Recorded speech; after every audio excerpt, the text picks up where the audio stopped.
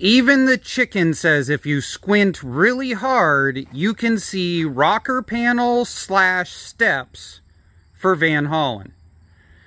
Alright, so we've used these pallets a couple of times in the past.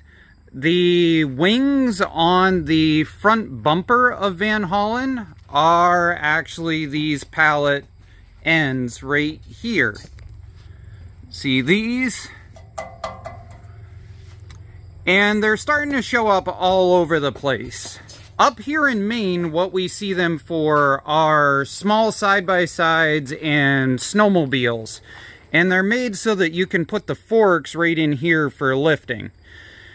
What I've found after cutting down a bunch of these is that usually only to about here is damaged, which gives you about 40 inches worth of 2-inch by 8-inch wide stock that you can work with.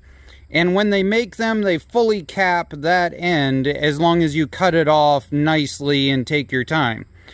So if we come around on Van-Haulen here, there's John's little scootery thing, his little roll around that he did in the last video. And he already hauled off a Briggs & Stratton single with that all the way down to the junkyard. So that worked out good. So right now, this thing is just hogwash. And like a lot of things we've had to do on Van-Haulen, we have to keep structure in mind to pass the inspection.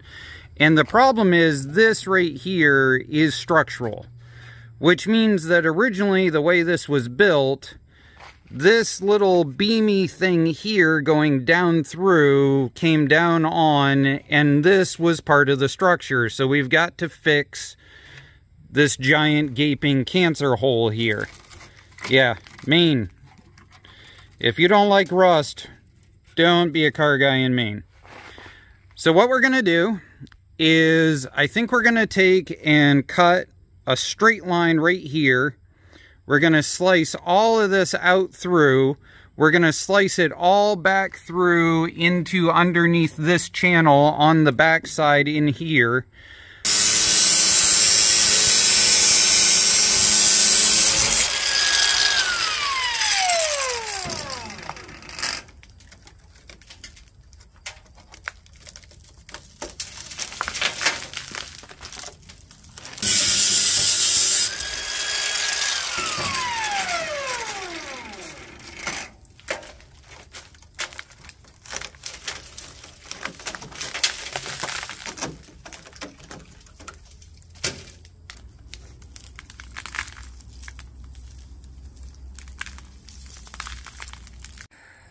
I'm telling you, it's really dangerous when the pregnant woman tells you to clean your room. Because this is John currently, who found this while he was cleaning.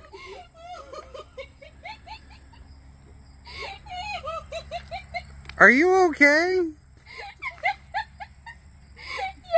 Okay, you still have like 2.5 months before you're allowed to go into labor. Quit laughing, you might cause something to pop. This is what these pallets look like once you get the top off of them. And basically, right in here, we can see this butt-up end.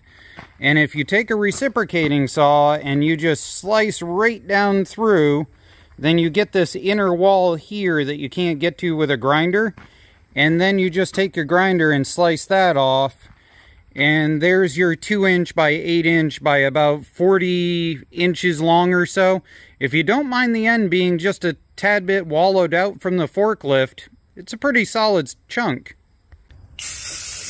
Now, I know there's 1,000,001 arguments about rust repair. And here's one that I get into often.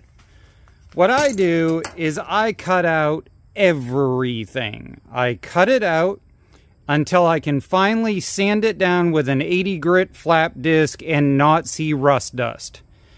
At that point, then I establish how I'm going to fix it. But before I do that, anything I'm overlapping or I'm going over the top of, I spray it down and I seal it up with high performance rust enamel, and then I give it a solid 2 hours to seal up and flash off.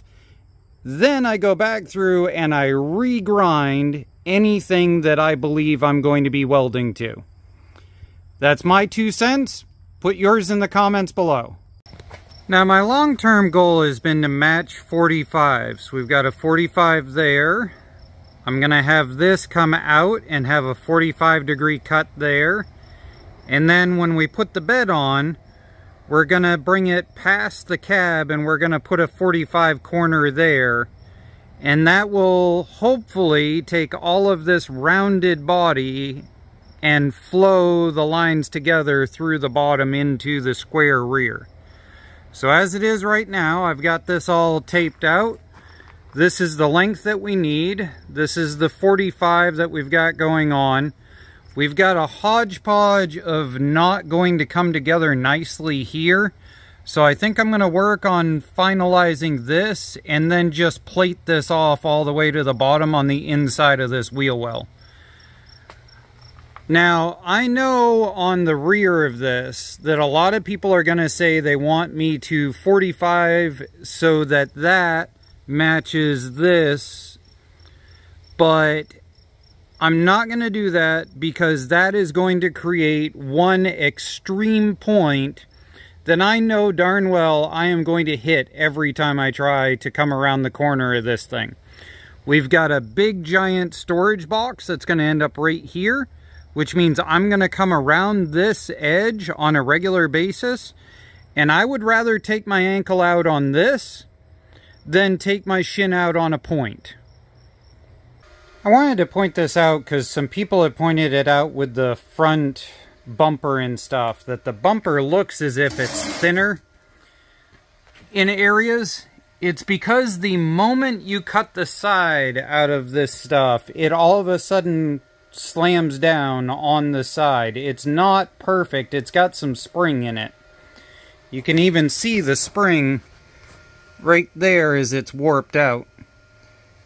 But at this point, now I can take a hammer, I can pound that around, I can weld that up, and then we can try and put this thing up in place. We're doing pretty good on getting that wrapped around, but I had to laugh at John out here. Okay, what'd the prego tell you? My chair's squeaky. Oh. So apparently if the pregnant lady hears a squeaky chair, you get demoted to hauling it all the way to the garage to lube it up? Yep. Awesome. There we go.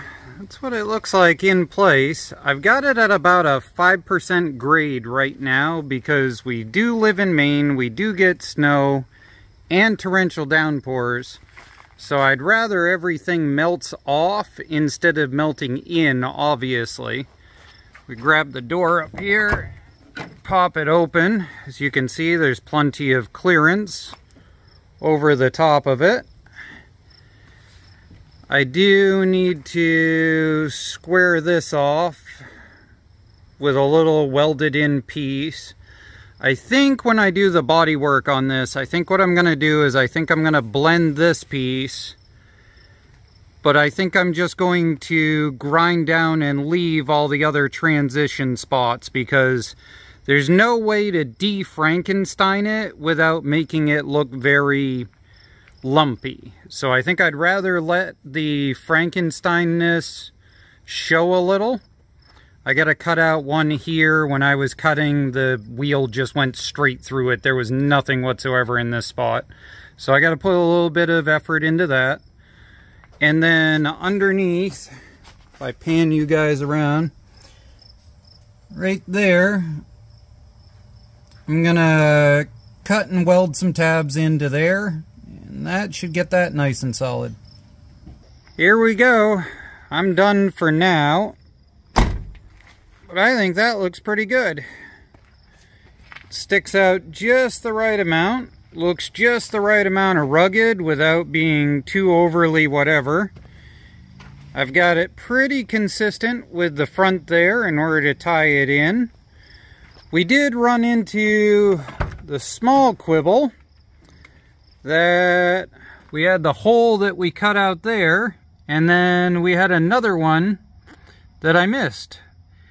So I need to go back through and cut all of that out and redo a whole piece in there most likely. Or I'll just fiberglass it over when I do the body. Haven't quite decided how much I care. But we brought the seam together down there, and once it's all one color, I think it'll do fine. I really do think that if I'm going to black out this, that just grinding this so it's not all bubbly and then blacking it out, I think will look fine. Either way, tomorrow I gotta do the other side. I'm not gonna bother filming both sides because obviously it's gonna be the same thing. So at this point, the next video will probably be welding the doors all shut so that we can get it into the idea of painting it.